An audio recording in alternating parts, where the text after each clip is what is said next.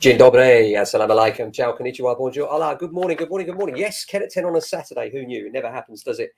But I just thought I'd give you a quick drop in about stamp duty because some exciting changes, particularly for first-time buyers. If you're a first-time buyer now, just to be clear, there is no stamp duty payable on the first £425,000 worth of the property, and you can buy at up to 625,000.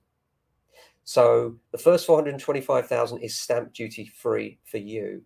Now, if you're a second time buyer, then up to 250,000 is now zero rated, and then it's 5% between up to 675. The portion from 250,001 to 925 is at 5%. Then the proportion from 575, the proportion from 975 to 1.5 million is 10%.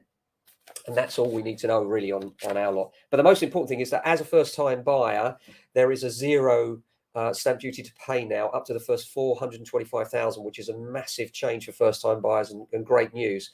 And that they can buy up to 625,000, which makes it so much more realistic here in London. I know you have to be a fortunate first-time buyer to be in that position, but in London, housing is so expensive. So I do think it's a really positive change. The other reason I think it's a really positive change is that in order for the housing market to move, it requires a bottom-up strategy. In other words, the people at the very bottom, the first-time buyers, need to make a buying decision so that the people in the middle can be released from their flats to buy the houses. So it's a really critical decision and should underpin the housing market and give a bit of confidence around it, which is much needed with rising interest rates and everything else.